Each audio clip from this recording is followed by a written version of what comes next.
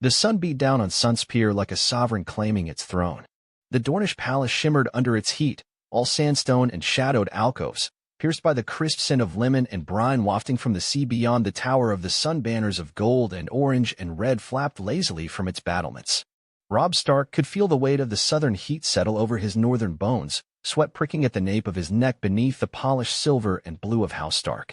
He stood in the throne room of Sunspear, its wide columns and mosaicked floor depicting the Martell's long, defiant history. Beside him, Jon Snow shifted silently, his eyes sharp and distant, taking in the details with the quiet assessment of a sworn sword. Jory Castle stood at Robb's other shoulder, broad-chested and vigilant, his hand never straying far from the pommel of his sword. Robb's heart pounded like a war drum, though he kept his face composed. This was the moment. Not a battlefield, but a courtly ambush just the same. His fate had been written not in blood or steel, but in ink and sigils. He was here to meet his betrothed, Arianne Martell. He could hardly believe that his father and Lord Martell would have agreed to this, and yet here he was. He half suspected that Lord Arryn may have had a hand in this. The old man had a weird thing for trying to arrange marriages. The doors opened with the soft rasp of sand on stone. The scent of oranges and myrrh seemed to arrive before she did. Then she stepped through the archway like a blaze of fire given form. Arianne Martell. She wore silks of burnt copper and deep rose, her dark curls cascading down her back, jewels winking like starlight at her throat and wrists. Her eyes, dark as the summer sea, found his immediately sharp, amused, and assessing. Her hips were to die for. Her olive, bronzed skin radiant in the afternoon light. Lord Arryn clearly understated when he said that she was a pretty little thing. Lord Robb Stark, she said, voice like sun-warmed honey. The north finally graces Sunspear. Robb bowed, his voice calm despite the racing of his thoughts. Princess Arianne, I hope the north does not disappoint. We shall see, she replied, with a smile that could wound and charm all at once. Behind her, Prince Doran Martell sat upon his wheeled chair that was filled with cushions, his calm presence like a tide pulled far out to sea, promising depth beneath still waters. Areo Hoda stood pushing him forward, his axe a quiet sentinel. Oberyn Martell moved to lounge nearby on a couch, a shadow of pleasure and danger, Illyria's sand at his side. The sand snakes stalked forward to linger in the room's edges, beautiful and enigmatic, each a different blade honed for a different war. Robb inclined his head respectfully to Doran. Your Grace, I bring the honor and gratitude of House Stark. And you are welcome here, Doran said with a nod. May your union be the first stone in a bridge long needed. Arianne approached, her skirts whispering over the floor. Shall we walk, my Lord Stark? Robb swallowed before offering his elbow out to her as confidently as he could manage. Yes, let's. They moved through Sunspear's gardens, past citrus trees and cool springs that trickled gently. The air was thick with the perfume of jasmine and ripe fruit. Manicured grass and paths gave them easy access to navigate. Robb felt the press of the palace behind him and the closeness of Arianne beside him. She glanced sideways. So, the north. Are all your men made of stone and snow? He smirked. Some of us are made of ice and pine needles. The rest are mostly stubbornness and meat pies. That earned a laugh from her short, surprised. You've a tongue for mischief, Lord Stark. You can call me Robb. And you may call me Arianne or Anne, she replied, her voice lilting.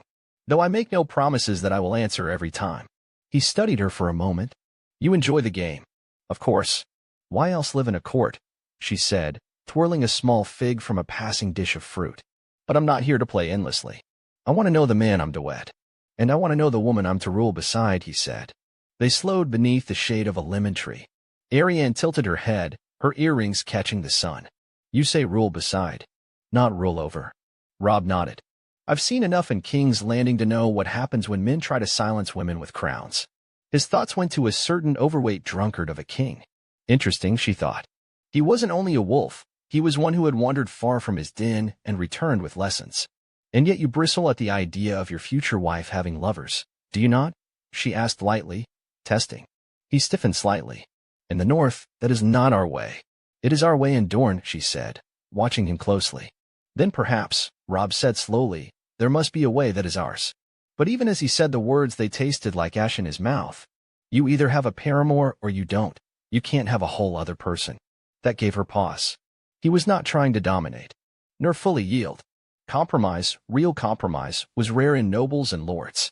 House Stark bred them right, it seems, Or at least she hoped so. She stepped closer. I want a partnership, not a prison or chains. And I want a wife, not a stranger or an enemy. They stood a breath apart, the orange trees rustling in the warm breeze. You're not what I expected, Arianne said softly. Nor you, Robb admitted with a light exhale. She studied his face, the high northern cheekbones, the cleft in his chin, the intense blue of his eyes. He was too handsome to be real, and too guarded to be only charming.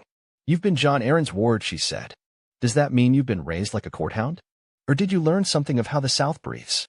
I've learned about masks and lies, plenty of those in King's Landing. Robb smirked. Then you must be much better suited to politics than I am. I'm afraid we all are here, she replied with a wicked glint in her eye. But it is not politics I'm curious about right now. It's you. His brow furrowed slightly, but he didn't look away. Me. She nodded, stepping a little closer, the air between them thick with unspoken tension. What kind of woman do you imagine I am? Will you be content to share your life with a princess like me? I have no doubt about your capabilities, he said, his tone careful. I've heard enough about Dorne to know that your people, your family, are not to be underestimated. Arianne's lips curved in a small, satisfied smile. Flattery. A clever tactic, but I'm not here for that. What do you want then? He asked. She paused, her gaze softening. I want to know if you're more than just the man your family has raised you to be. What will you do when the rules of the North collide with the customs of Dorne? I'll stand firm, Robb said, his voice resolute. I don't bend easily. She stopped walking, turning to face him. What about when it comes to me? The directness of her question made his heart skip a beat. He inhaled slowly, choosing his words carefully. I'm here because my father believes this marriage will strengthen our houses. I'm here to do what's right, to fulfill my duty. Her lips twisted into something between a smirk and a grin. Duty? Yes. That's something I've heard a lot of, from the men of your house. But what about your desires, Robb Stark? I don't have many, he said bluntly. I have responsibilities. Though even as he spoke the words he knew that he was lying to himself, there was one right next to him. She took a step closer, her presence overwhelming in a way he hadn't expected. I see. And what about my desires? What if I want something beyond duty? He felt the heat of her body so near to his. He could smell the sweetness of her perfume, see the small sparkle of her earrings. Her chocolate gaze didn't leave his, and the tension between them was palpable. What are you suggesting? Her voice dropped to a whisper, that if you're to be my husband, you'll have to satisfy more than just my political needs. The words hung in the air like a challenge. Robb's jaw tightened, and he instinctively took a small step back. He was a Stark, raised with a certain set of expectations. Loyalty. Honor. Fidelity. I don't like to share, he said, his voice firm, eyes hard. Arianne's smile was full of mischief. You'll have to learn how to, Robb. Because, as I told you earlier, I'm a woman of the world. And the world has no place for men who are afraid of their wives' appetites. The heat surged in his chest again, though it was mixed with frustration. I don't fear your appetites, Arianne. I just don't think I'll be able to satisfy them if you look elsewhere. He grimaced. Loyalty is a two-way street. I'll be faithful to you as long as you're faithful to me. Arianne tilted her head, her eyes twinkling with amusement. She paused for a moment considering, well then, I suppose it won't be necessary for me to take any lovers, as long as you can keep up. Robb opened his mouth to respond, but the words stuck. His mind raced. Could he even begin to meet the challenges of a woman like Arianne Martell? And what would their marriage mean if he couldn't? He had the southern beauty again and couldn't help but feel his hands twitch at the thought of intimacy with such a woman. I'll try, he said, feeling uncomfortably exposed, out of his depth. She smiled and placed a hand on his arm. That's all I ask. She grinned wickedly, though of course if you fail to match me, I guess I can help you to train then. Jory raised an eyebrow from where stood, and Jon Snow studied Arianne with the impassive expression Robb knew masked 1,000 judgments. As Robb and Arianne continued their walk, the two of them became aware of the approaching footsteps behind them. The sand snakes had caught up, moving with their usual grace and calculated menace. Tywin was the first to speak, her voice honeyed and playful. Well, Lord Robb, you've certainly made an impression on our princess. Robb turned to face them, his composure still intact, though the tension of the earlier conversation lingered. It's a work in progress. Tywin grinned, her eyes sparkling with amusement. A work in progress indeed. I'm sure you'll learn much from her, Lord Robb. And perhaps from us, too. You're already making enemies of the North, sister, Obara said, her voice sharp and teasing as she eyed Jon and Jory who walked up to join them. They're too serious to appreciate a little fun. Jon Snow, ever the stoic, met her gaze without flinching. We're not here for your games, Sand Snake. Oh, but you are, Nymeria said, her voice rich with mischief. Isn't that why you've come south, Jon Snow? To learn the way of the world? Jon remained silent, his gaze steady, but it was clear that he wasn't exactly comfortable. He only had gone with Robb because he begged him to go with him 100 times. And that Jon was genuinely worried about what could happen to him if he didn't have help. Jory Castle, on the other hand, chuckled. You're right about one thing. There's plenty of games to go around, but I'm not sure how much of it we'll be part of. The Sand Snakes laughed in unison, drawing closer, their playful nature becoming more apparent. Nymeria eyed Jory as one would look at food. Arianne exchanged a humored look with her cousins, but Robb remained the focus of their teasing. I must say, Lord Robb, Tywin continued, you've a beautiful woman on your arm. But will she be enough to melt that northern ice? Robb smirked, with more bravado than he really felt. We shall see. Obara's grin widened. Indeed, we shall.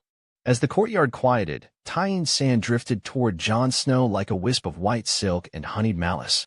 Come, Snow, she said, looping her arm through his with a smile that didn't reach her eyes. You look parched. Let's find you something sweeter than water. Jon stiffened, but allowed himself to be led, shooting Robb a look that practically screamed, pray for me. Robb just shrugged helplessly, already half defeated by the Dornish heat. Jory Castle clapped a firm hand on Robb's shoulder before heading off in the other direction. I'll settle them in and find us beds that don't bite. Try not to get seduced into treason or get poisoned while I'm gone. Robb muttered, no promises. That left him alone with Arianne as Obara and Nymeria left them to join their father. She eyed him with a smirk that was somehow both lazy and sharp. You look like you're about to expire, Stark. Tell me, is all that your version of armor? He tugged at the collar of his long-sleeved tunic, dark and heavy despite its fine make. It was okay enough to wear in King's Landing, he said defensively, and normal in the north. She gave an exaggerated gasp. And you've not disrobed since? Gods, no wonder your face is red. It's the sun. It's the sweat. She stepped closer, taking his arm in a familiar, almost possessive gesture. Come. I'm taking you to the pools. He blinked. Pools. Yes, the kind you soak in. Water. Cool stone. Privacy. She paused, then added with a mischievous curl of her lip. Well, relative privacy. That gave him a moment's pause, but she was already pulling him along, weaving through a side corridor shaded by lattice screens and trailing vines. They emerged into a softly lit chamber where the air was thick with the scent of jasmine and wet stone. Several pools lay scattered across the space, sunken, steaming or cool, veiled by sheer silks and palm fronds. Attendants moved like murmurs, offering towels, chilled fruit, iced water, and carafes of spiced wine. Robb slowed to a stop, drinking in the scene. Then he blinked again. His eyes settled on a pair of Dornish nobles reclining naked in one of the far pools to his left, laughing freely. He froze. Arianne, already unclasping the sash around her waist, gave him a sidelong glance and a raised brow. Something the matter? He cleared his throat. They're unclothed. Yes, she said, utterly unbothered. It's a pool. You don't bathe in boots either, do you? I didn't think, he hesitated. In the north, we don't, this isn't. She laughed outright, stepping out of her dress and skirt with a smooth, practiced motion. Beneath it, there was nothing. No shift, no pretense of modesty. She stood bare and unashamed, her round breasts and sun-kissed skin aglow in the filtered light. Her hair tumbled over her shoulders like gentle waves of ink. Robb looked away so quickly he nearly tripped over himself. Gods. He choked back a cough. Arianne just laughed harder. You're blushing. I'm not, he muttered, very much blushing. She slid into the pool with a sigh of pleasure, water lapping around her. Relax, Robb. No one here is judging you, except perhaps for your taste in climate-appropriate clothing. Robb hesitated, torn between the oppressive cling of his wool and the mortifying prospect of stripping bare in front of her. He tried to find a middle ground, unfastening his tunic and tugging it over his head, revealing pale skin dusted with sweat. He paused at his belt and breeches. He also hoped that in actually taking his outfit off he can avoid looking at his wife-to-be. So, lecherously. He wasn't Theon, he had standards for himself. Arianne floated closer, arms resting on the tiled edge. Her bosom pushed against the stone, out of sight to Robb's disappointed relief. You'll boil in those too, you know. Dornish pools don't care for shame. He shot her a look, half plea, half warning. You're enjoying this. I am, she said, unrepentant. It's not every day I see a wolf squirm. She chuckled, or strip. With a low groan, he finally shed the rest and slipped into the water as fast as he can, quickly submerging up to his chest. The pool was cool and glorious against his overheated skin. Relief warred with embarrassment on his face.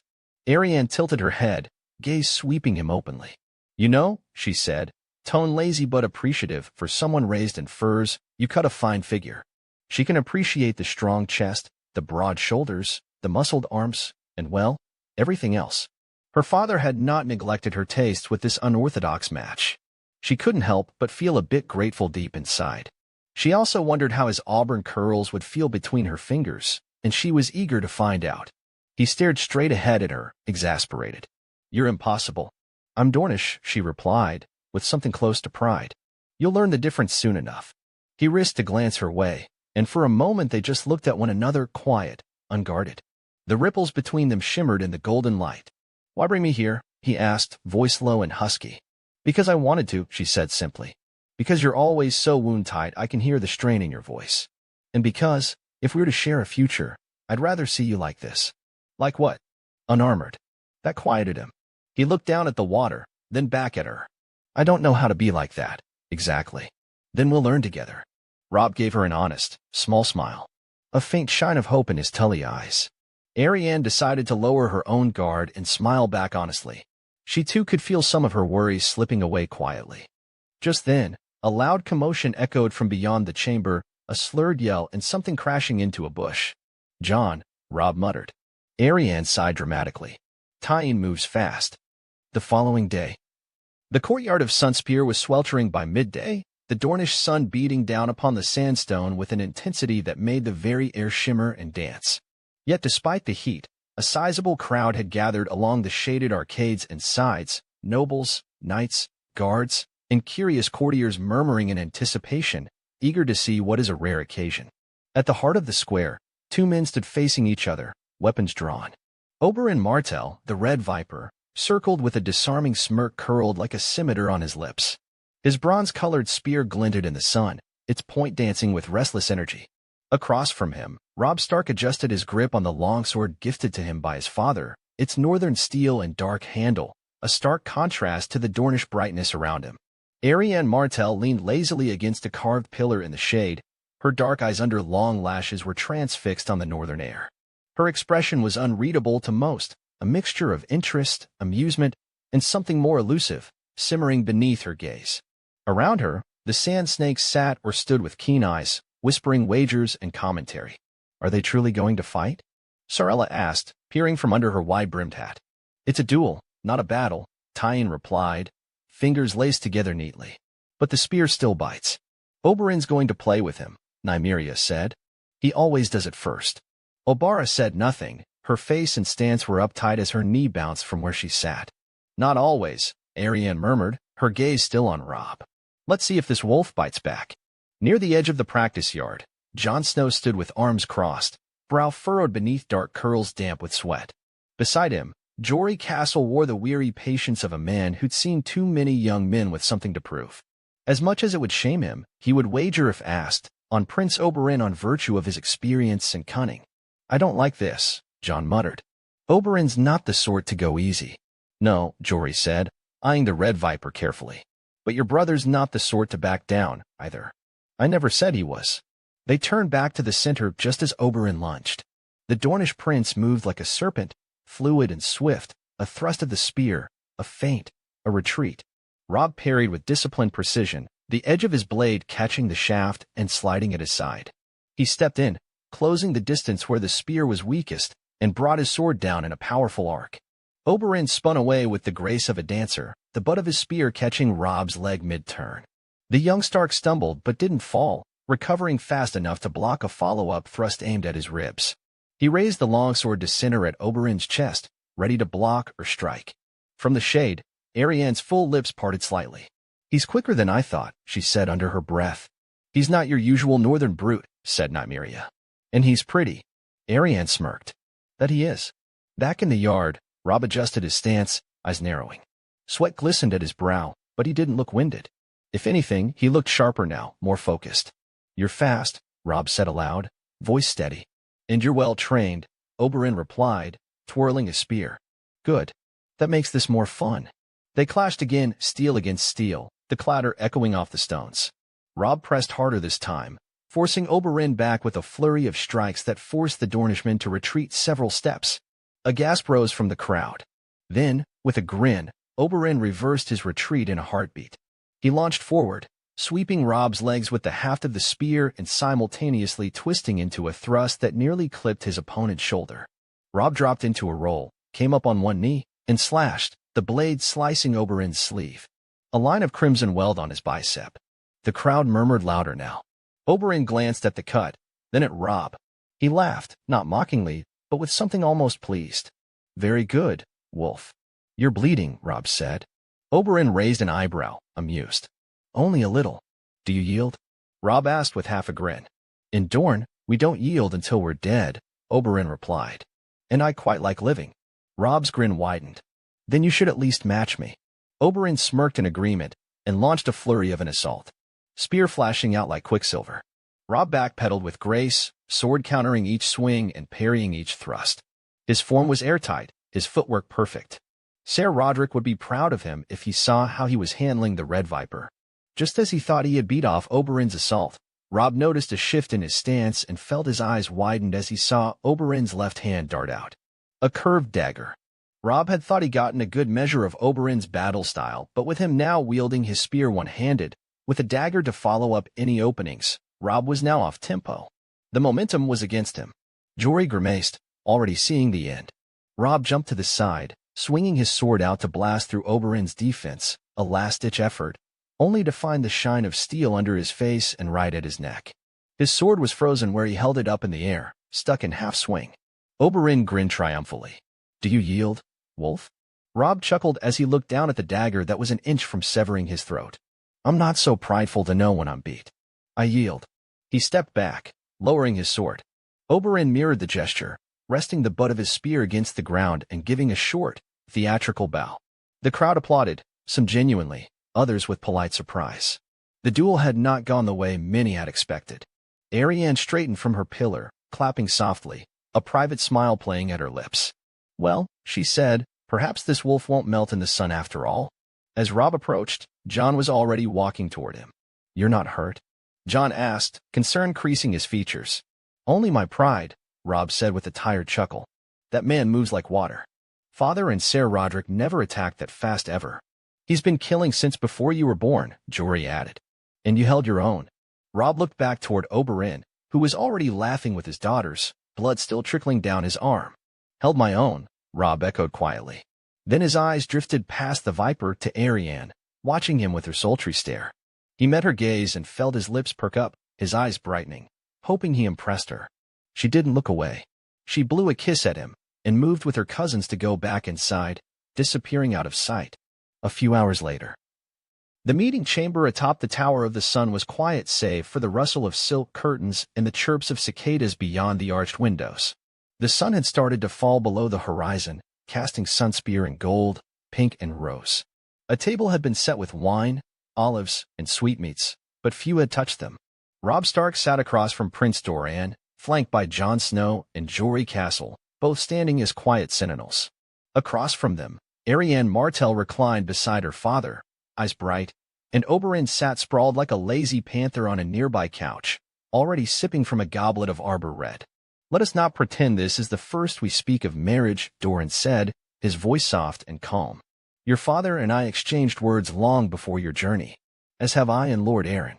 We agreed, in principle, to this arrangement. What remains is not the if, but the how, and whether the North and Dorne can walk side by side when the winds change or should the tides move against us."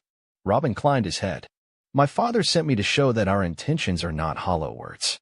Dorne deserves respect, not just to be courted from afar, but met as equals. I came to honor that, and to see if you and my niece can stand the sight of each other," Oberyn said lightly. Robb smiled slightly, casting a glance toward Arianne. "That too." Arianne's eyes glittered. "You've stood the sight of me for some days now, Stark. And you've done so without fleeing, so I suppose there is hope." Jory cleared his throat discreetly. Jon, leaning near the window, gave Robb a faint smirk. Doran gave a patient sigh. "Forgive my brother and daughter. They delight in games." "I grew up with Arya," Robb said. "I'm used to sharp tongues." She must be a delight, Arryn said. She is, Robb replied, then added, though not so clever at hiding her curiosity. And am I? No, he said, but I don't mind. Oberyn chuckled. 7 save us. The Northerner has a pulse, and one after all.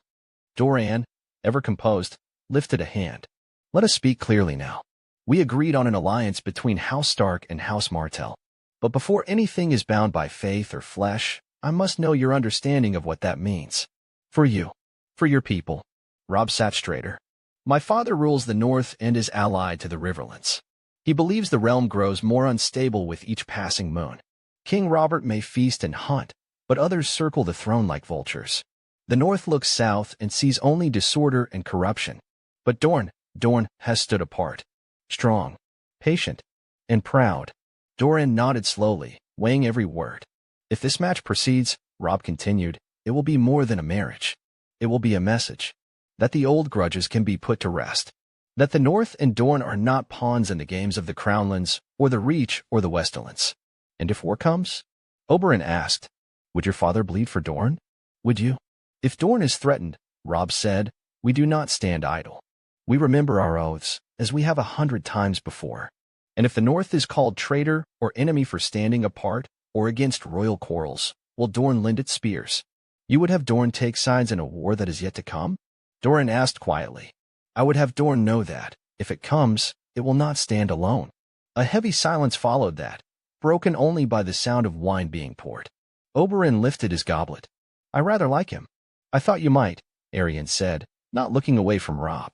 He's not like the other boys. He watches, listens, learns.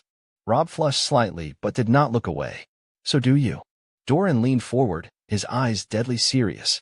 Robb could feel some nervousness bubble up inside him under his stare.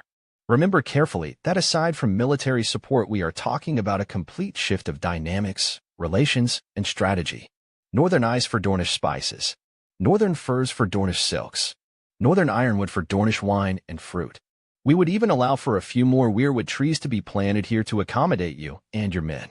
Robb gave a curt, strong nod. I understand. And I'm grateful for your considerations and tact. Doran exhaled slowly. Then the marriage may go forward. But it must not be hasty nor rushed. You will remain in Sunspear, young Stark. Learn our customs and way of life. Let my daughter learn yours. You will speak to our lords, break bread at our tables. When the time comes, say, the end of this year, we will speak vows and a treaty both. Robb nodded. That's fair. He glanced at the 2 men beside him. I would like for Jory and my brother to stay here until the wedding. I'm sure you wouldn't mind. The 2 glanced at Robb, questions in their eyes, but said nothing. Not their place to bring anything up yet. Of course, it wouldn't be a problem. And in the meantime, Oberyn said, rising with his wine, we shall see what blooms in this heat. I dare say this is the most interesting thing to happen here in months. Doran leaned back into the comfort of his chair, but a small, knowing smile touched his lips. Arianne stood gracefully, and with a faint smile said, Come, Wolf. I'll show you some of the towers. You haven't seen them by starlight, and in the dark. Robb hesitated, then looked to Jon, who gave him a silent shrug of your funeral, and to Jory, who offered no more than a funny, wry look. I'd be honored, Princess, Robb said, rising to follow her. Oberyn's voice drifted after them, amused and warm. Careful, boy. My niece definitely bites. 2 days later, the feast that Doran was hosting was not a mere dinner. It was theater, a performance of politics, power, and pleasure dressed in silk and spiced with intrigue. The Hall of the Sun had been transformed, hung with sheer curtains dyed in sunset hues. Braziers crackled along the walls, filling the air with the scent of cinnamon bark, cloves, and citrus oil. Rose petals floated in shallow golden basins between columns, and soft music drifted from a corner where minstrels played high harp and flute, accompanied by a sultry singer whose voice glided like honey over stone. Prince Doran sat at the highest seat, a carved chair flanked by pillars of polished basalt and gold-veined marble. Beside him sat Arianne Martell, her gown the color of a ripe plum, its neckline scandalously low even by Dornish standards. Her neck and wrists were adorned with gold rings and rubies, and her skin gleamed faintly with scented oil. She looked every inch a princess, regal and perfect, but her eyes, those eyes watched. They watched Robb Stark. The young wolf sat to Doran's left, a position of honor that hadn't gone unnoticed. He was dressed in pale gray and black, the colors of House Stark in the north, though softened for Dornish warmth, a high-collared tunic that still spoke of northern austerity. He wore no furs, but a thin cloak of white silk was clasped over one shoulder with the dire wolf of Winterfell. Though the heat continued to turn his white cheeks pink and dampened his curls, he bore it with steady grace. Oberyn Martell, lounging further down the table, was dressed in a flowing robe of gold and orange, eyes alight with mischief. Beside him were the sand snakes, in varying states of disarray and grace. Illyria sat by his side, treating herself to some grapes. The hall buzzed with voices, Martell bannermen, lords from the green blood, courtiers and ladies, servants moved about everywhere, and even minor nobles and emissaries from Essos or the Stepstones. Sigils and banners from most of the easternmost houses were present, such as houses Illyrian, Jourdain, Toland, Dalt, and Gargalen. Some were more subtle than others in their interest in the Northmen present. Food was everywhere, skewers of salted lamb, bowls of saffron rice, chilled melon slices, platters of fried peppers served with cheese and herbs. Goblets were never empty. Wine flowed like water. Dorian raised his cup high. Tonight, we welcome the heir of the north, Robb Stark of Winterfell. May this be the first of many nights we break bread together, not as strangers, but as kin. The hall echoed with polite cheers, applause, and murmurs. Eyes darted to Dorian's left. Robb stood briefly and bowed his head, some of his hair covering his blue eyes. I thank you, Prince Dorian, for your hospitality, your welcome, and your faith. The North remembers its friends and honors them. As he sat down, Oberyn's voice rang out. Well said, young wolf. But let us test this memory you speak of with something stronger than words. The prince clapped, and from behind a sheer curtain emerged 3 women. Courtesans, clearly, exquisite in silks that barely veiled their bodies, anklets chiming, hair perfumed. One was dusky-skinned with kohl-lined eyes and wide hips that swayed like sails in wind. The second, pale with red-gold curls, a foreigner perhaps. The third had long black hair and striking green eyes. All 3 moved toward Robb with feline grace. Jon Snow, seated a little ways down the table beside Jory Castle and Sarella Sand, stiffened. He leaned slightly toward Jory. Is this a test? Jory muttered, sipping his wine. He was praying in his mind to the old gods for Robb's sake. Or a game. Oberyn plays both the same way. The red-haired courtesan reached Robb first, bending low to offer him a goblet of golden wine. Her fingers brushed his as he accepted it. They say northern men are cold, she said, her voice low and smoky. But I've never believed it. I think you want to find out, Robb said dryly, taking a polite sip and gently handing the cup back. The black-haired girl had seated herself beside him without invitation. You've tasted Dornish wine, she said, running a finger along the stem of a figure. But there's so much more to taste here. Have you ever had sweet fruit fed to you from another's lips? Robb coughed lightly. Not as such. His cheeks were bright pink now. Sweat glistened his brow. Would you like to? He glanced to the side. Across the table, Arianne had frozen in mid-bite of a honey-drizzled date. Her eyes did not blink, but her jaw set ever so slightly. Oberyn smiled lazily. Come now, nephew-to-be. No harm in a little teasing. You are not yet wed, and a man in Dorne is allowed to look and touch whoever he wants, is he not? I can look, Robb said evenly.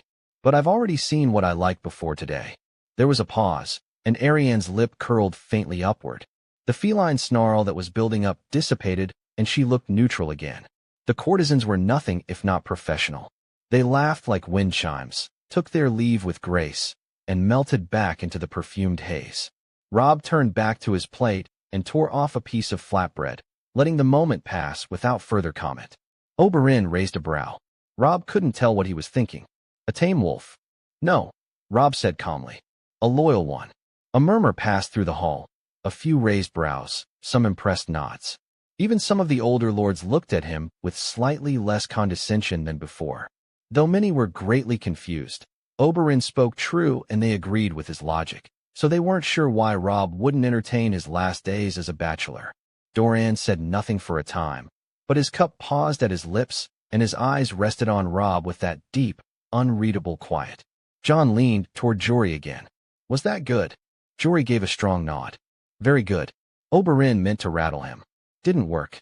Across the table, Arianne flicked her tongue across her lips and drank long from her goblet. She hated that she'd felt that flicker of heat. Jealousy wasn't her style. She was the one who turned heads, who made men fluster. She's the one who tempted all. Yet when those women approached Robb, she had felt what? A spark of warning? Or something stronger? Later in the evening, the feast slowed to music and more wine. The nobles had begun to cluster about, lords murmuring about the free cities, young knights boasting of tourneys and duels, courtiers sharing sly gossip. Arianne wandered near the open terrace off to the side, where the sea breeze cooled the night air. She leaned against the balustrade, looking out at the lights of the city and the sheer dark of the country beyond. She sensed him approach before he spoke. "You handled that well," she said without looking. Robb joined her, careful to keep a respectful distance. "I've danced with more ruthless people before." His mind went back to his stay in King's Landing, and a certain blonde-haired family. She glanced at him, one eyebrow arching. "Those women could have devoured you whole, and spat you back out just as easy. I'd rather face their wiles than Oberyn's spear again." She smiled at that. "You really think he was testing you?" "I know he was. Just as your father was watching how I'd react." He paused, then looked directly at her. "And as did you." She met his gaze, bold and unafraid. "And what did you see, Robb?" He thought for a moment. "Someone who enjoys games, but doesn't like losing." Arianne tilted her head, eyes teasing. "Do you think I was jealous?" He said nothing. The corner of his mouth peeked up a little as he fought to hide a grin. "Don't flatter yourself," she said, but there was no sting in her voice. "You're not the first boy I've ever had eyes for." Robb chuckled, not allowing himself to think too deep about that comment, lest jealousy would take hold of him. Though he still noticed that she admitted to having eyes for him, which he took as a win. They stood in companionable silence. Below them, torches lined the streets, and far off, the sea lapped at the base of the shore with rhythmic insistence. "You were right earlier," Robb said. "This isn't just marriage. It's war, or a precaution against war. You speak like a man twice your age. I had to grow fast. My father didn't raise me for court, but for duty." "Good," she said. "Because duty is everything here. In Dorne, we don't marry for banners. We marry for survival. For leverage. And if there's pleasure to be had, well, that's a lucky bonus. Is that how you see this?" "I don't know yet," she admitted. "You're not what I expected. I thought you'd be all gruff honor, aggression, and bluster. Like your northern kinsman. But you're quieter and more earnest. Kind of like ice, you only crack when pressed." He looked down, smiling slightly. "And you're not what I expected either." "Oh, you thought I'd be a spoiled princess who pouts when her slippers get dusty." "I thought you'd be sharper," he said. Don't get me wrong. But you also care a great deal, and that's more dangerous." She stepped closer, not quite touching, but near enough he could smell the orange blossom in her perfume. "Careful, Wolf," she said. "You might be starting to like the heat." "I already do," he replied softly, eyes keeping to her face, almost as if you held her with just his gaze. She looked up at him, lips parting slightly, then drew back a breath and turned, her skirts swirling. "Come, the feast isn't over. And if you survive the dancing, maybe I'll show you more by moonlight." He followed her inside, his heart beating a little faster. He can feel his pulse thumping in his head as a tick of adrenaline began to run through him. Oberyn watched them from his cushioned seat off to the side, sipping his wine. "Dangerous, that one," he said to no one in particular, his voice not filled with concern but hope. Ilaria leaned toward him, her voice soft and amused. "Which one?" "Both." An hour later, the corridors of within the palace at night were hushed, lit by soft glowing lanterns and torches that flickered with each sea breeze that found its way through the high windows. The air was warm, scented with jasmine, salt, and something spiced, maybe the last traces of the feast or the perfume in Arianne's hair. Robb Stark walked beside her, his steps quiet on the mosaic tiles and sandstone. Heart still beating with the pulse of wine brought courage and conversation. They had danced, with each other and others. They talked with Jon and Jory, Arianne hearing more of the North and Robb's family much to his embarrassment as Jon went into one particularly funny episode when he was 9. They talked with Tyene and Nymeria, who kept flirting with Robb despite him being betrothed to their cousin, wondering if Arianne would like to share perhaps. She declined with an amused smirk. They left soon enough. Arianne said little as they went, though she occasionally glanced his way. He was watching everything. The arching ceilings, the silk curtains swaying like ghosts, the burnished bronze doors. His shoulders were stiff, but not out of discomfort. He was alert, a wolf far from the woods. When they reached her chambers, 2 guards in martel colors stood outside holding shields and swords at their waists. She offered them a smile and a quick word, and they bowed before disappearing into the shadows of the hall, dismissed for the night. Robb blinked. You wish to be alone? I'm never alone in Sunspear, she said, brushing her fingers against the painted door. But I sent them away. I thought I'd like some privacy. She paused. And I thought you might like that as well. I was raised to escort a lady to her door, Robb said, though his voice had a hint of wariness. Not past it. She pushed the door open anyway and turned to him. Then perhaps you weren't raised Dornish. He hesitated. Fair enough, though I'm not. Wholly opposed. Arianne stepped inside, pausing in the doorway. The glow of lanterns lit her from behind, golden light touching her hair, her cheekbones, the smooth curve of her throat. You could come in, just for a moment. It's still hot. I was going to bathe. Robb's jaw tensed. Then I should leave you to it. His feet twitched backwards instinctively. She tilted her head, her plump lips pouting. Why? Afraid of what you might see? Or what you might want? He didn't move. He didn't dare. She grinned happily like a cat. Just a few minutes, Wolf. Unless you truly think yourself that fragile. That got him. With slow, deliberate steps, Robb followed her inside. He kept his right hand within his left behind his back, looking too serious for such an intimate setting. Her chambers were airy, filled with soft cushions, carved screens, and gauzy drapes that shifted with the breeze. On a low table, a decanter of pale wine caught the candlelight. There was a deep stone basin sunken into the floor in one corner, down a small private hall, half filled with steaming water, petals floating on its surface. A servant must have drawn the bath just before the feast ended. Robb stood by the door, as if afraid moving deeper might trigger some kind of trap. Arianne walked to a low bench and, without ceremony, undid the clasps at her shoulder. Robb looked away sharply. Arianne laughed at the sight. He had already seen her nude at the pools. You said you could look earlier, she teased over her shoulder. But you're not. He turned his head slightly towards a window, still careful not to stare. You're testing me. She let the silk fall, slow, sinuous, and stepped out of it. Beneath, her body was smooth and golden, toned and voluptuous, and utterly bare. A slender waist, wide hips, and a shapely rear caught his peripheral vision for a moment. He choked back a cough, eyes flicking up toward the ceiling. Arianne walked toward the bath, her bare feet softly padding across the expensive tile. In Dorne, we don't hide our bodies like secrets, especially not from our betrothed. She stepped into the bath with a quiet sigh, settling into the water like a goddess returning to her element. Steam curled around her face, trailing up her neck. Robb stood rigid, every muscle tense. You're making this very, very difficult.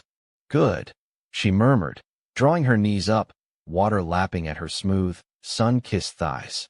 If it were easy, I might think less of you. He finally looked at her, carefully. She wasn't smiling now. Not a smirk, not a tease. She was watching him with those brown, endless eyes, testing more than his control.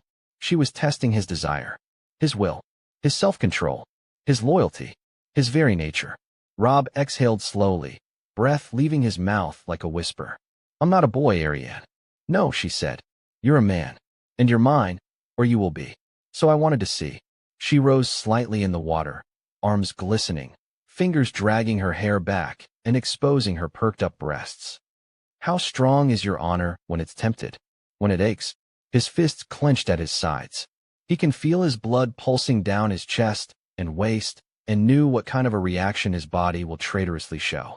She softened, then, just a little. You are not what I expected either, Robb Stark. You did not touch those courtesans. You didn't leer. You didn't boast. I thought you might be dull, a northern bear in a lion's court. But you have surprised me again and again. And you're not done trying, he said hoarsely. Not even close. She stood up fully, water sheeting down her body, candlelight kissing every curve. Robb shut his eyes and turned away, jaw locked, throat tight. She was nothing like any girl he's seen up north. She was beauty incarnate. I should go. Maybe, she said. Before you do. He was already at the door, hand on the wood. Robb, she said softly. He turned slightly. You want me? His eyes opened. He nodded to himself slightly. Yes. Then when I choose to give myself to you, I want to know it wasn't just because I undressed in candlelight or sat you beside my bath. I want to know you chose me, not lust or greed. Their eyes met across the space between steam and shadows. And when I come to your bed, she added, voice like velvet over steel, you won't walk away, you won't shun me. I won't. And he opened the door and stepped out into the corridor, breathless. Behind him, the door closed like a heartbeat. The Red Keep, several days later. The early dawn slanted through the narrow arched windows, casting long shadows across the ancient table of weirwood and black oak. The mood in the small council chamber was brittle, tension barely veiled beneath the velvet of royal courtesy and highborn etiquette. Jon Arryn sat at the head in the king's stead, flanked by the rest of the council.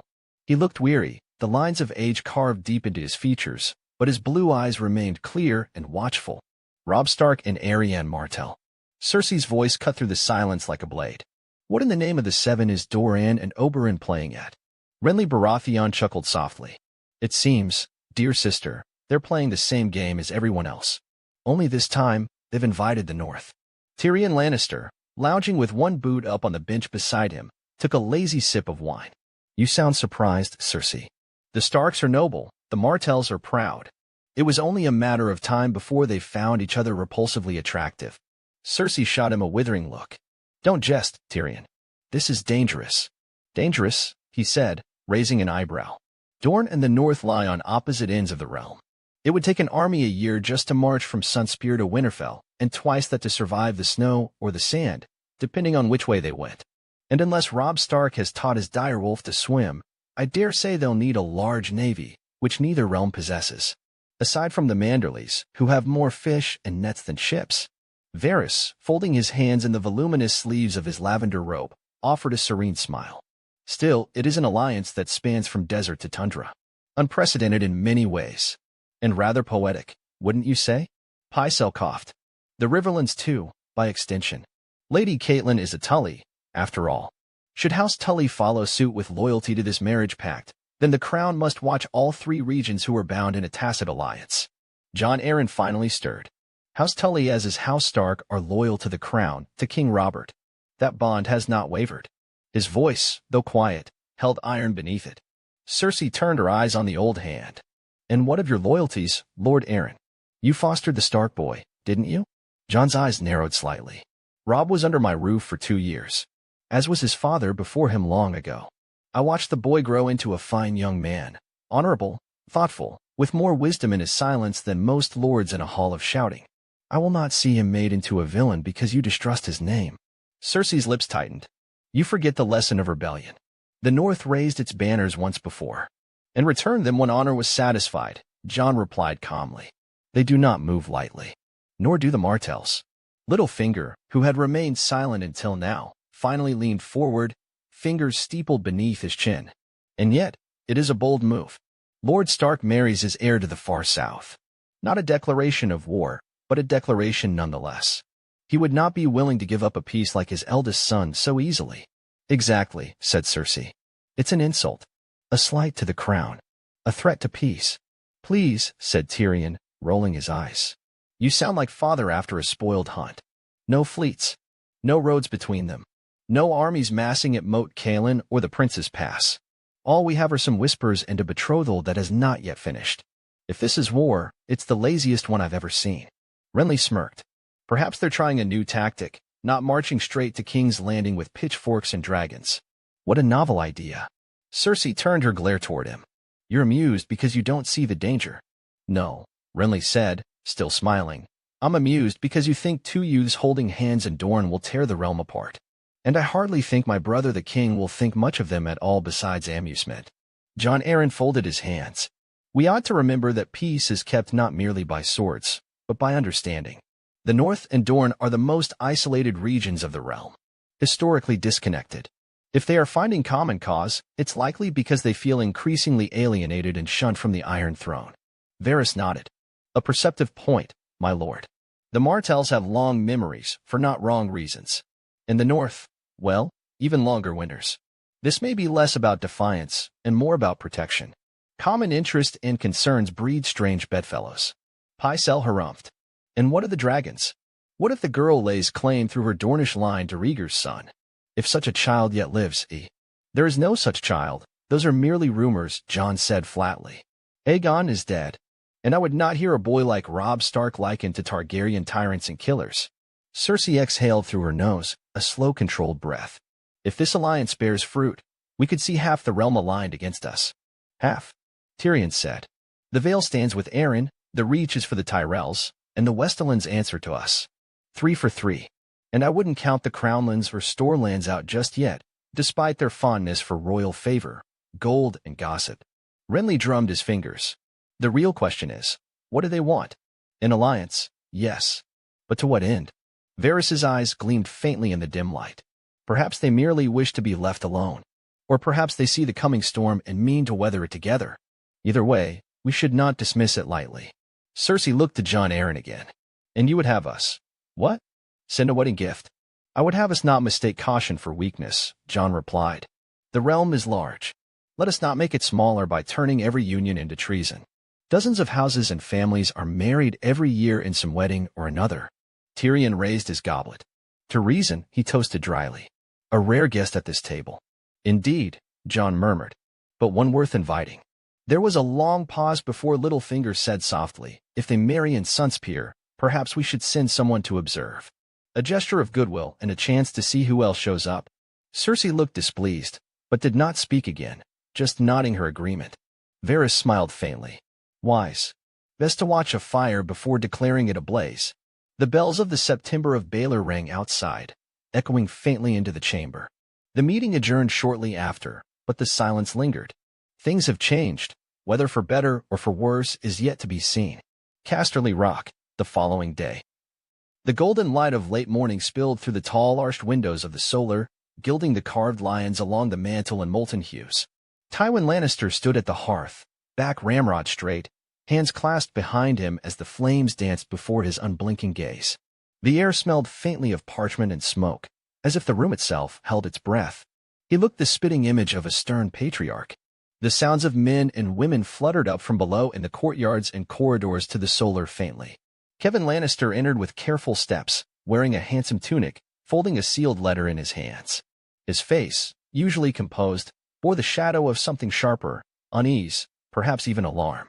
He understood why his brother passed this letter to him the previous night. You summoned me, brother? Tywin turned slightly, the firelight catching the sharp edges of his features. I did. Close the door. Kevan obeyed, the soft click of the latch sounding louder than it should have. Tywin extended a hand and Kevan passed him back the letter. You understand that the game has changed? Tywin asked. Kevan shook his head. Yes. Wolves and vipers. A most odd pair, yet one we now must contend with all the same. Tywin nodded slightly as he raised and unfolded the letter, reading it over again to double-check. As his eyes scanned the neat Dornish script, a long silence unfurled between them. Only the fire cracked and whispered in the hearth. At last, Tywin exhaled through his nose, slow and sharp. We must adjust course. The North and Dorne together is a threat to our power. Kevan stiffened. 7 save us. This is unexpected. I would have lost a wager on this match. Unexpected, yes, and profoundly dangerous. Tywin placed the letter down on the desk. It seems the girl Arianne did not waste time sinking her claws into the boy. Or perhaps it was Prince Doran's plan all along. He hummed to himself, or maybe it was Jon Arryn. Kevan thought to himself, his brows furrowing. They're calling it a match of peace. A gesture to unite two realms often neglected. That they are ushering a new era. Tywin's mouth twitched, though whether in amusement or scorn was unclear. Peace. They dress it up in courtesy, but make no mistake, this is a maneuver. One with long reach. And longer implications. Kevan looked up. Do you truly think it will last? Robb Stark is young and honor-driven. The girl is, well, Dornish. They're as different as you can get in Westeros. Tywin moved to the window, where the cliffs of Casterly Rock dropped sheer into the crashing surf. Dark blue as far as the eye can see. The youth of the players does not alter the board. Dorne and the North have never allied in living memory, if ever. Until now, they had little cause or reason.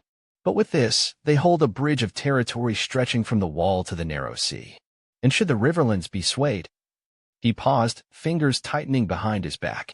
Then the lion may well find itself pinned between wolf, the trout, and the viper.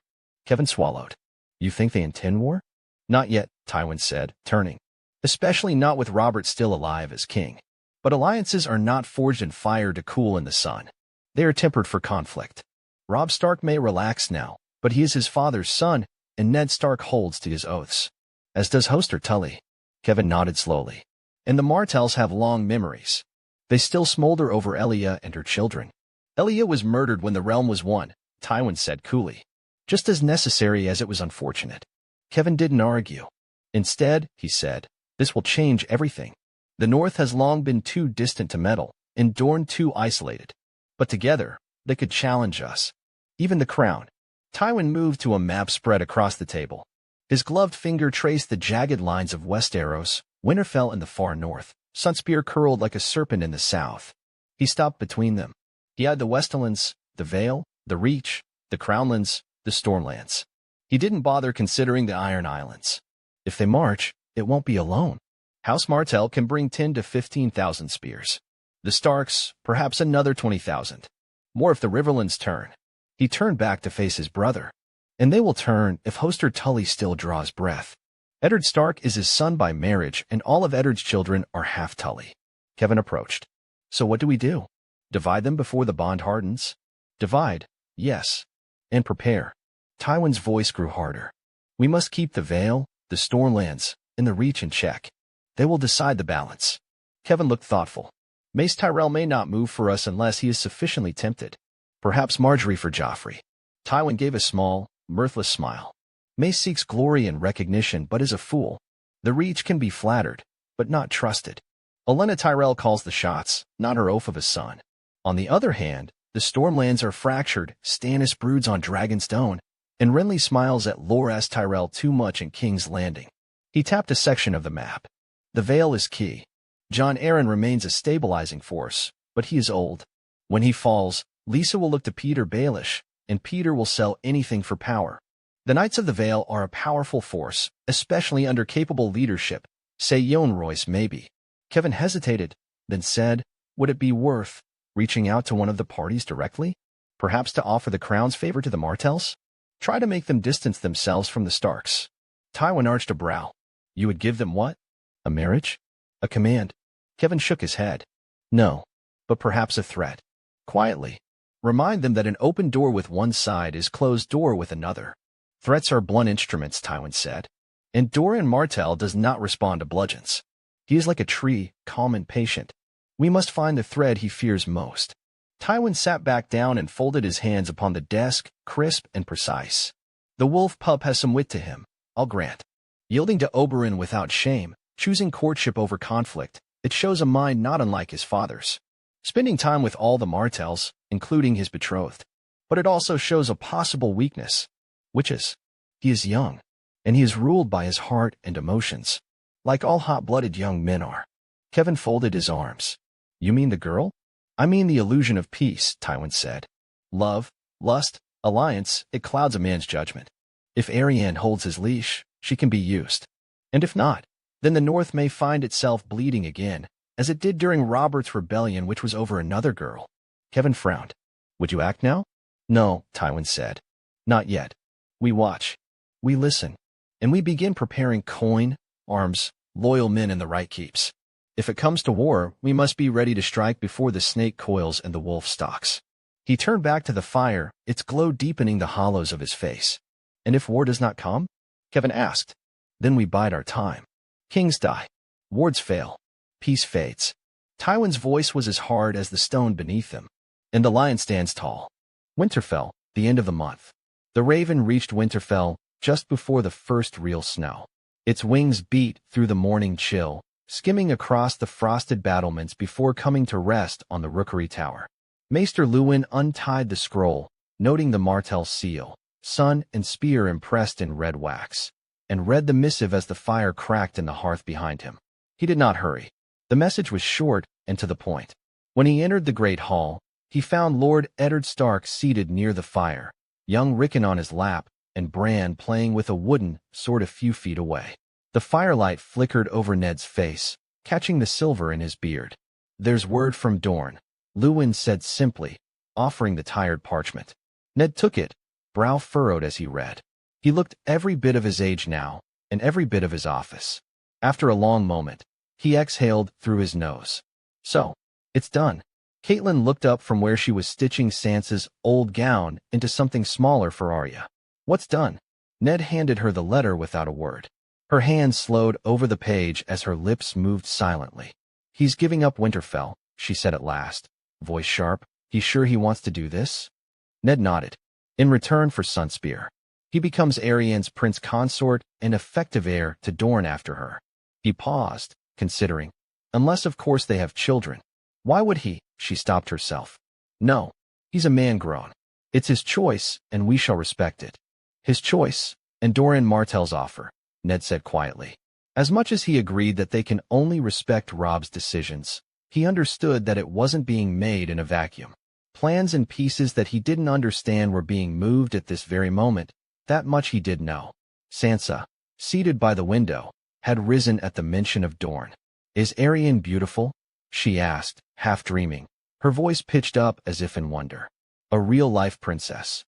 "She's a Martell," Arya muttered, sticking her head out from under the table. "I bet she carries a poisoned dagger in her boot. I'm sure she has the finest dresses on this side of the narrow sea, and all the flowers and perfumes that money can buy." Sansa sighed, looking a bit disappointed. "What I would give to enjoy some of that." "She's not from a song or story," replied Catelyn, folding the letter, giving her eldest daughter a glance. "She's real. She's older. And very clever, by the sound of it." Arya grinned. "So, you're saying she's dangerous?" Catelyn shot Arya a look, which caused her to roll her eyes before getting up and heading for the kitchens. She wanted to eat. Things were now boring without Robb or Jon around to mess with and tease. Luwin moved to walk with her, and they left the room. Bran had stopped swinging his toy sword, turning to look at his parents. "So, does that mean Robb is not coming home?" Ned looked at his son, then exchanged a glance with Catelyn.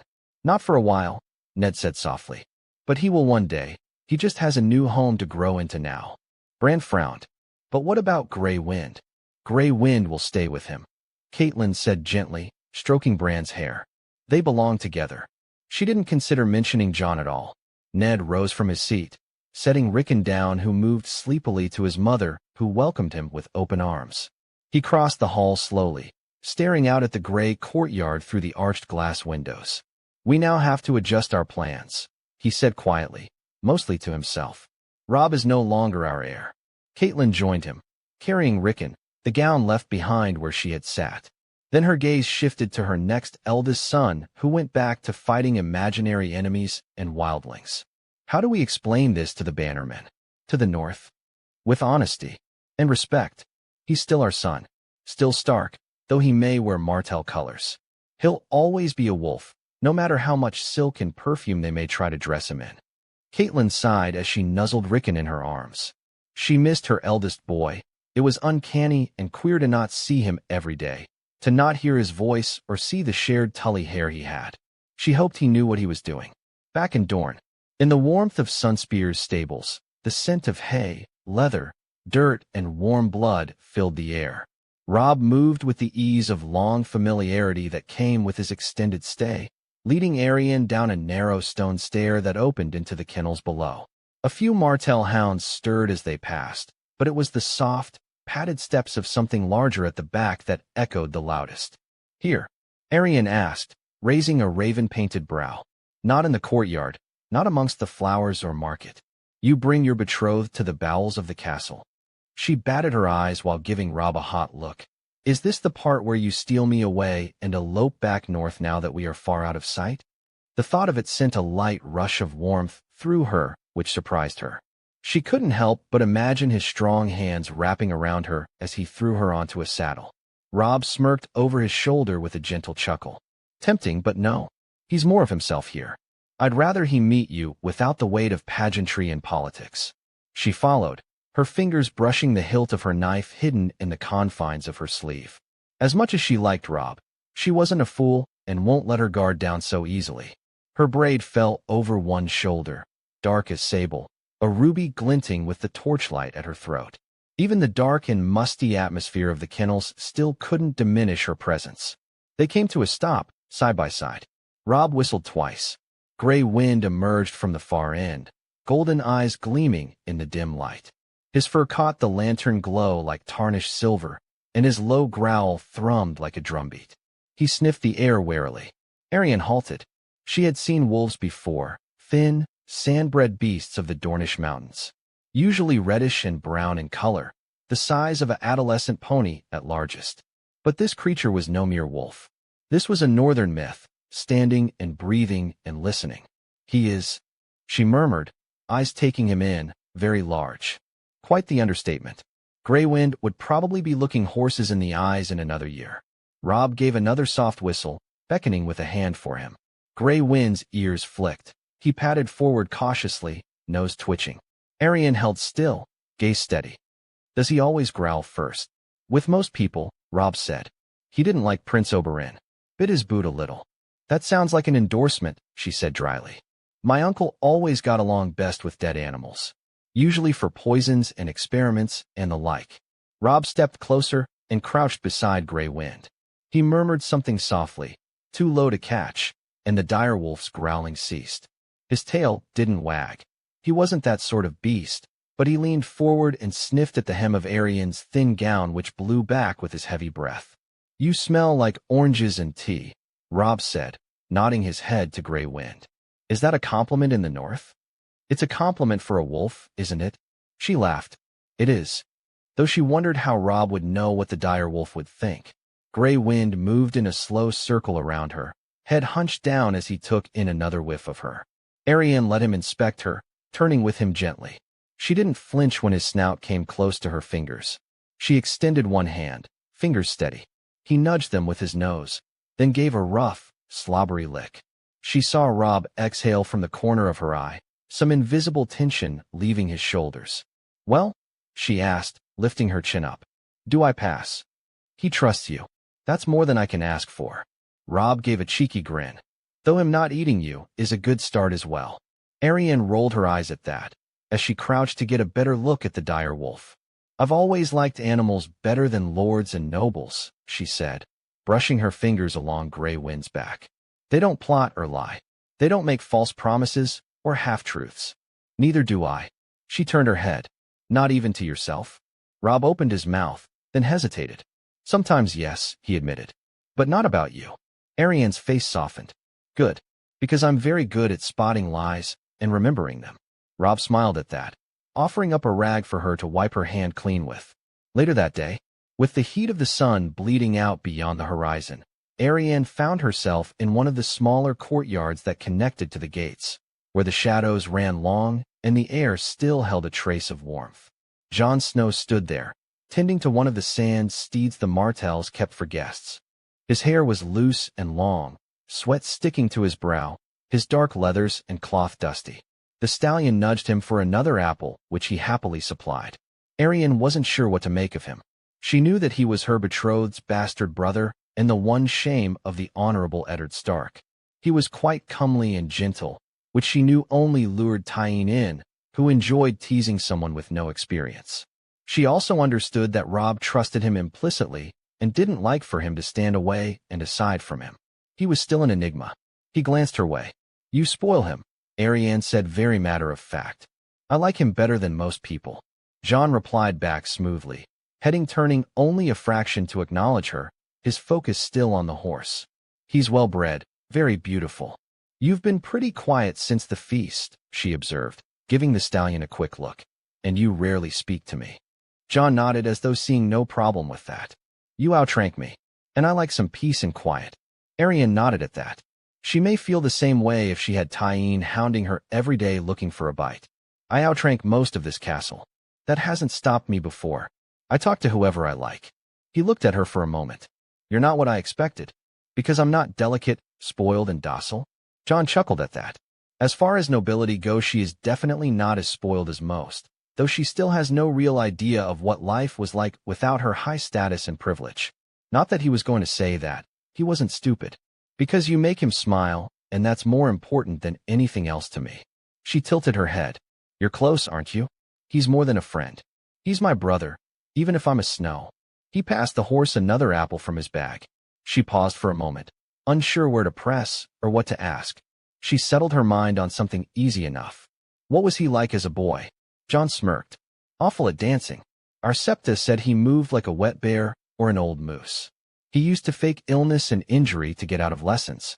Sometimes Lady Stark had to grab him by the heels and haul him out of bed when he was too committed to the act. Arryn had no idea what a moose was, but she got the idea. She laughed. Truly.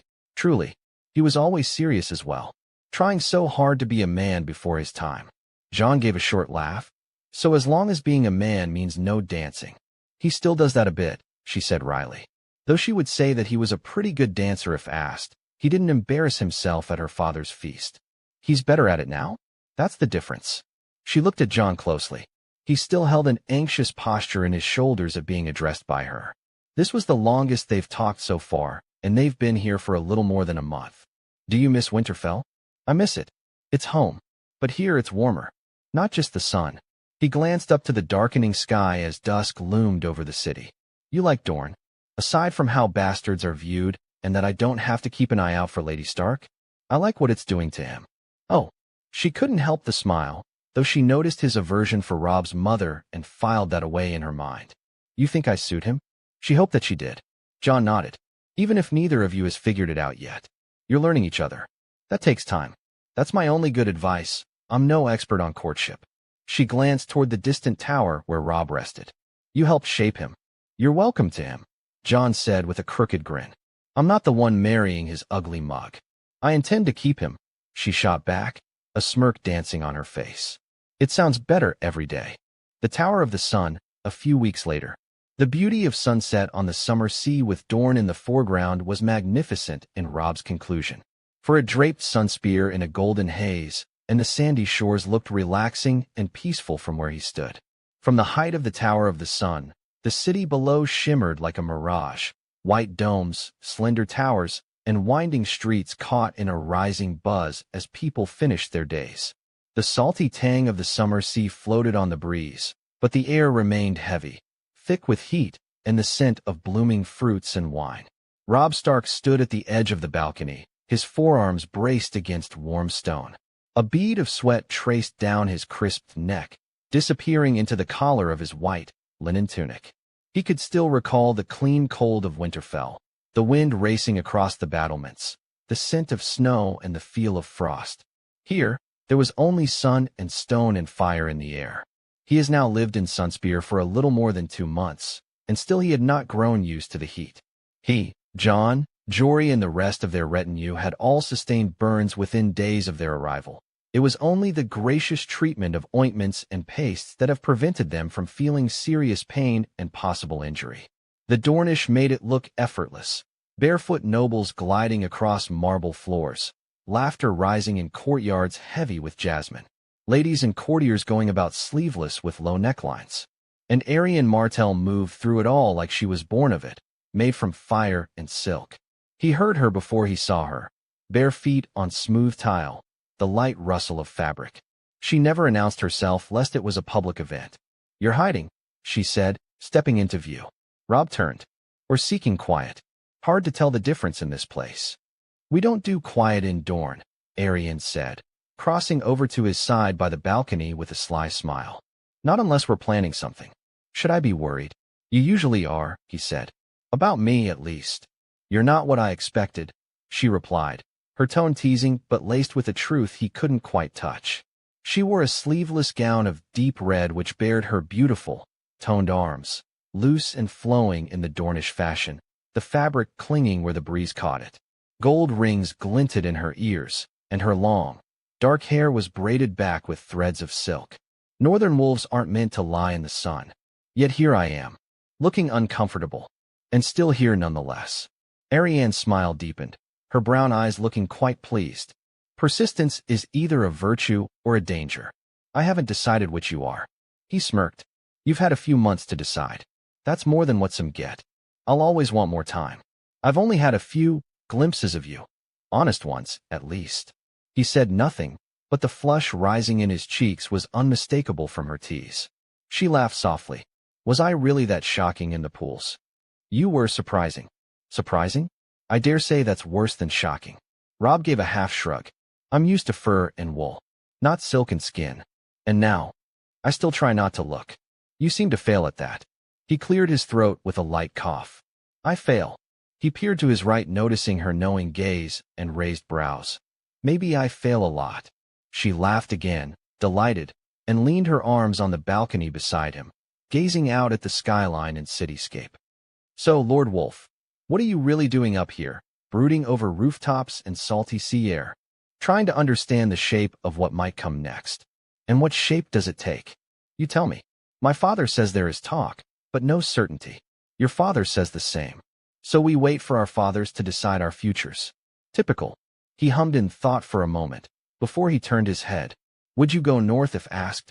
She hesitated. Perhaps. I've never seen snow. Never worn a cloak that wasn't made for style. Never seen a lake or river coated in ice. I admit that I am curious, but Dorne is mine. My blood runs hot with this sun. This is the one place that may recognize me. Could you really give that up yourself? I didn't think I could, until maybe a month ago. She frowned, eyes narrowing slightly. What did you do? Robb nodded. I may have wrote to my father. I told him it may be more wise for me to stay here in Dorne and Sunspear. That Bran should be lord in my place when he is older. Arryn stepped back slightly, caught between surprise and calculation. You gave up your inheritance, your birthright, after you came here? I had to see for myself. You, this place, the people. You decided all that on your own? I don't believe in binding others to choices and decisions I won't make myself. I won't ask you to leave your home. I know what it means to be shaped by it. If I'm to be your husband, I want to be here. Not as a guest. Not as a foreigner. Not as a stranger. As something more. Her gaze was sharp now, searching. Gone was the teasing from earlier. And what would you ask in return? He met her eyes. He didn't blink. Loyalty. Truth. No lovers. No paramours. No concubines. No prostitutes. I want what my parents have. That made her blink. No lovers. You are northern. I'm not ashamed of what you are. And I'm not ashamed of who I am either, so I won't share you. And if that's what I want. He held her gaze, steady. Then we shouldn't marry. He hated to say it, but that's the truth of it. For a moment, silence. Only the wind, faint now, tugged at her braid. Then she tilted her head, eyes straining in contemplation. But would you stay, even knowing that?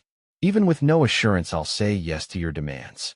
I'd rather risk your refusal than tie you to a false union. Arryn stepped closer. You Northmen are always building walls. Even when you think you're being honest. And you Dornish speak in riddles. Even when you're offering truth. Maybe I like making you work for it. Maybe I like the chase. Her lips curved, heat blooming in her eyes. Do you? I haven't run yet. She moved closer, close enough that he could smell the citrus oil in her hair. And if I kissed you now? He moved his hands to grip her waist. She felt a shiver run up her spine at that as goosebumps ran across her umber flesh. It would be the first time for us at least.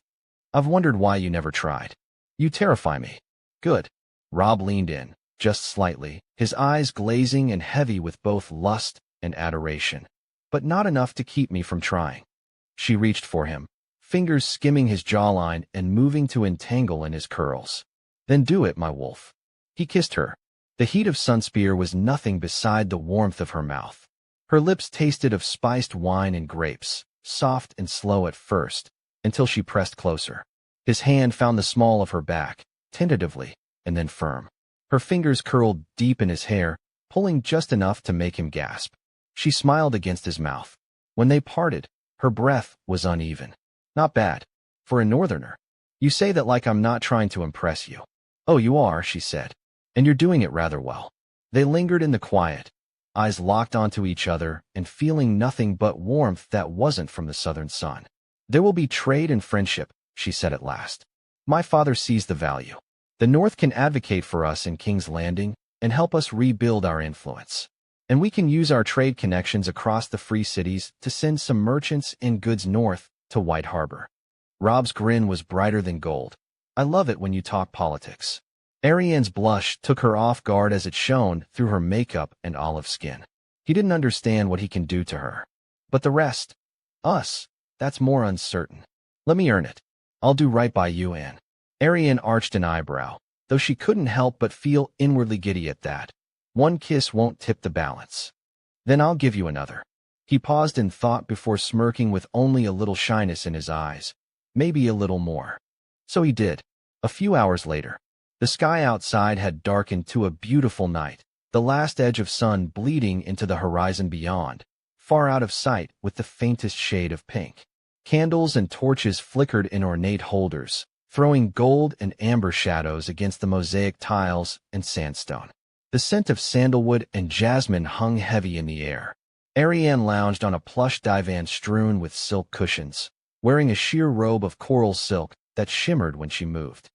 Tyene was sitting cross-legged on the floor at her feet, painting her toenails with crushed rose petals and oil. Nymeria reclined beside the low table, sipping chilled green wine from a carved goblet and tossing dates into her mouth with lazy precision. So? Tyene asked, without looking up. Was it everything you imagined?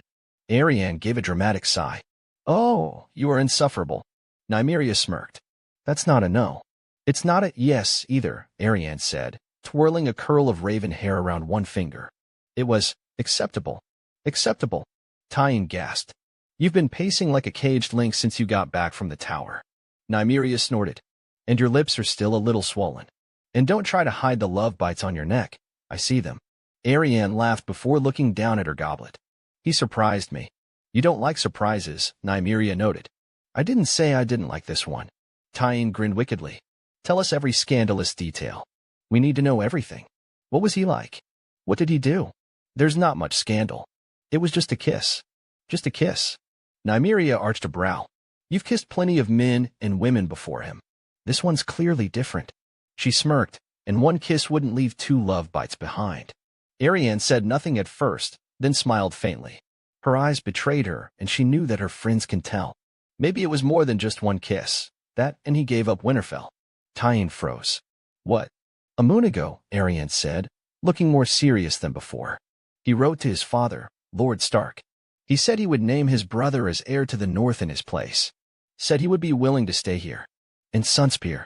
Nymeria sat up straighter. And you only found out now? He didn't tell me until today. Said he wanted to be sure first. Of me. Of Dorne.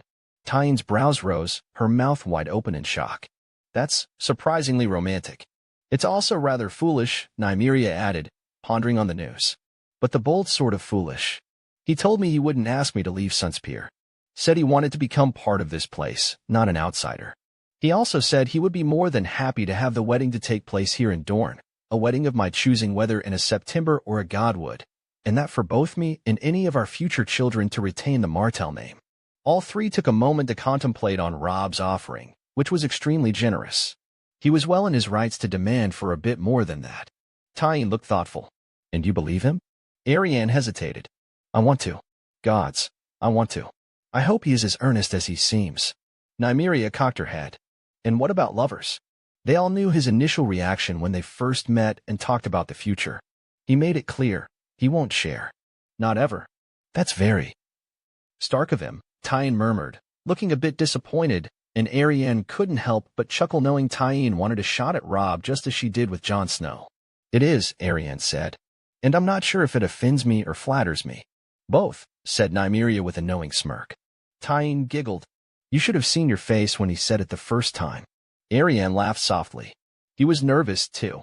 Tried to be all solemn and stoic and hide it, of course. But his hands were shaking just slightly. Did you touch him? Tyene asked sweetly. He kissed me first. Nymeria clapped her hands happily. Our princess made the wolf's resolve crumble. Well, he didn't whimper or moan, Arianne said primly. Then, after a pause, he did gasp, however. All three burst into laughter. After a moment, Tyene rested her chin on Arianne's knee. So? Will you say yes to what he asks? Arianne swirled her wine. If I do, it won't be because our fathers want it, or because the North sends good ironwood. It'll be because you want the wolf. Arianne smiled, slow and secret. It'll be because he earned me. Nymeria raised her glass. To the wolf. May he survive us. They clinked glasses and drank, the night still young, full of hopes and good company. The green blood, a few weeks later. The sun hung low over the green blood, casting the river in a glittering hue as the boat glided lazily through the waters, its gentle rocking a stark contrast to the heavy thoughts swirling between Robb Stark and Arianne Martell. The last 3 months had been a whirlwind of learning, adapting, and growing closer. Robb had spent the better part of his time in Dorne absorbing the intricacies of the Martell culture, the politics, the customs, and the complexities of his future wife. Arianne had been patient with him, but now, on this quiet stretch of the river, the conversation was turning toward the weight of the future that lay ahead. Arianne sat across from him, her posture poised as ever, but her eyes gleamed with a sharp intelligence that Robb had come to respect. Her dark hair, blown by the wind, framed her face, and the soft fabric of her gown swayed lightly with each rock of their boat. Silk hugged her curves much to his delight. She looked every bit the future ruler of Dorne, but today there was a new kind of seriousness in her gaze as she studied him. "I hope our tour wasn't too rough on you, Robb." Arianne spoke quietly with a touch of sympathy. "My people can often be too prideful and vain, and it takes a certain amount of steel and wits to keep them in line." Robb nodded his head at that, though not critically. He was used to far more boisterous bannermen back home. It wasn't that bad. Sure, some of the lords took things a bit overboard, and some of the orphans were a bit much, though it could have been worse. Arianne chuckled at that as she scooted to sit closer to Robb, wrapping a slender, tanned arm around his bare, more muscular one. "I suppose that's true. Though I must admit it is a relief in more ways than one taking on this cruise, this tour up the green blood." She locked her dark brown eyes onto Robb's tully blue. "I got to see how you would handle people, with minor and major issues. I got to see how you would handle possible threats. And most of all, I got to see how we would work together when trying to solve something." Robb leaned closer, crossing his right hand over his chest to rest on her arm. "I noticed that too. Speaking of which, there's one issue from the tour I keep thinking about. The situation with Lord Illyrian and Lord Blackmont, the one near the river forks. That land dispute. What happened between them? They barely let us leave without a fight, so I feel that I was missing some key details." Arianne's expression shifted slightly. There was a flicker of something, perhaps frustration or concern, in her eyes, but it was gone quickly. She exhaled, leaning back against the boat's side as she gazed out over the water. "Lord Illyrian and Lord Blackmont. Yes. It's an old conflict, one that has been simmering for years. The issue began with land and water rights, but it has grown into a bitter feud that threatens to spill over into something more dangerous." Robb furrowed his brow, trying to recall the tense exchange he had witnessed between the two lords. But when we arrived, neither side seemed willing to budge. Lord Illyrian was demanding more grazing land for his herds, claiming the Greenblood's riverbanks were too narrow for the Blackmont's crops. Meanwhile, Lord Blackmont insisted that the land near the river was crucial for his grain production, especially after the last few years of poor harvests. Both were convinced that the land rightfully belonged to them. Arianne nodded, her lips pressed together in a tight line. "It's a difficult situation, Robb. House Illyrian controls the lower reaches of the Green Blood, with its vast, flat lands suited to grazing. On the other side, House Blackmont has fertile plains and river access, but their crops need constant irrigation from the Green Blood, and with the recent droughts, that water is more precious than ever. The issue isn't just about land, it's about survival. The Blackmonts need the river for their crops, while the Illyrians need the grazing space to feed their herds." Robb thought for a moment, then shifted his weight, leaning his head down as he looked forward, deep in thought. "So how do you plan to handle it?" "I could see the way the people reacted when we left. Neither side is willing to bend, and both think they have the moral high ground. A compromise seems difficult. There has to be something." Arianne's gaze sharpened, and she turned her full attention back to him. "That's where you come in, Robb," she said, her voice lower, more serious. "You've seen how proud these men are, how stubborn. If I choose one side over the other, the losing family will feel dishonored. But if I do nothing, this will only fester, and it will spread to other families who see weakness.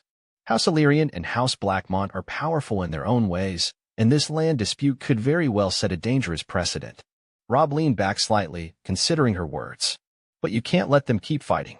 That would mean endless cycles of bloodshed for years. Much like the Brackens and Blackwoods back in the Riverlands. They'll keep finding new ways to fight over land, or water, or honor. We need a solution that puts them both on equal ground." Arianne's lips quirked upward, as if pleased by his response. "Exactly. That's why I thought of something bold.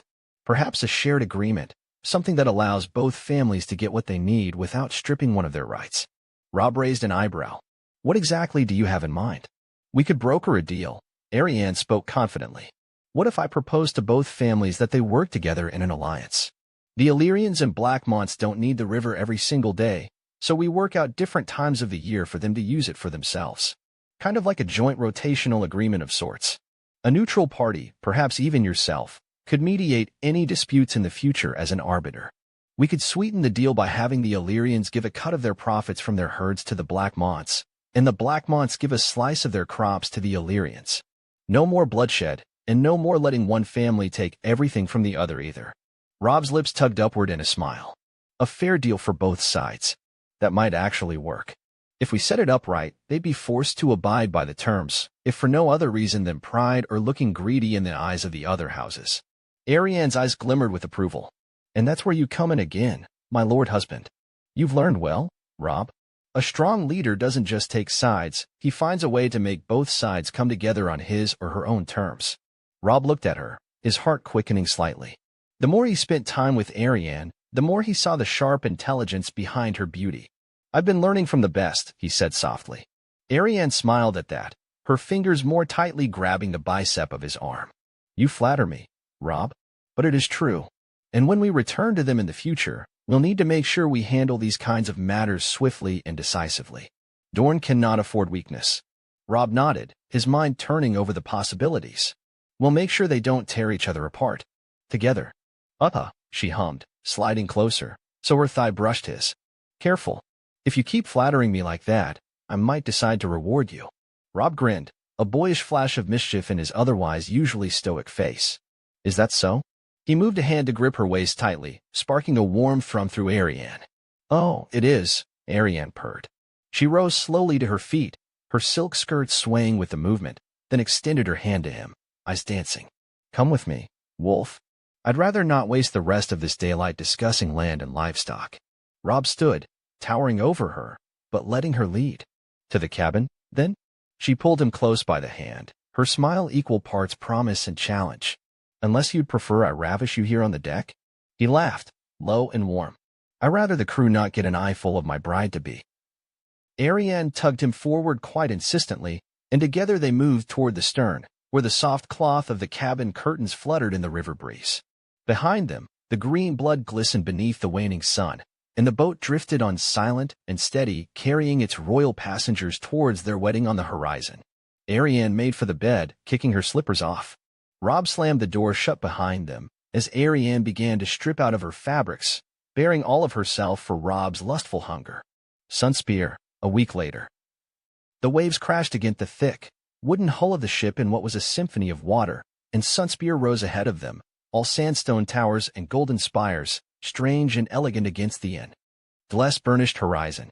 The frostbite cut through the harbor like a blade, her sails heavy with the Dornish wind, and Catelyn Stark stood at the prow, her hand resting lightly on Bran's shoulder as he leaned out to catch his first glimpse of the city. This is Dorne, Arya muttered, her voice tinged with awe and suspicion. She shaded her eyes with a hand, scowling at the shimmering heat and the thin robes of the Dornishmen walking along the quay. Why is everyone dressed like they're going to a feast? Because it's too hot for wool and cloaks, Sansa replied primly, though her cheeks were flushed from the voyage and the sun. Her hair had already begun to curl in the sea air. You'll faint if you try to wear northern clothes here. I'll fight the heat, Arya said, squaring her shoulders like a sworn sword. Damn the sweat. Catelyn smiled despite herself. She was too hot, too travel-weary, and more than a little uneasy about this place, so far from Winterfell, where the stones did not sing to her, where every sight and sound was unfamiliar.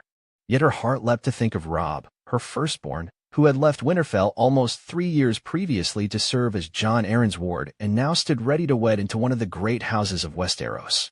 Rickon clung to her other hand, his eyes narrowed against the glare. I want to see Jon, he said. And Grey Wind. You're always talking about wolves, Arya teased. Beside them padded Ghost, silent as snowfall despite the heat, his white coat nearly blinding in the Dornish sun. He had spent most of the voyage prowling the lower decks or stretched out in what shade he could find, but now he was alert, red eyes fixed on the distant shapes waiting at the dock. He's been most patient.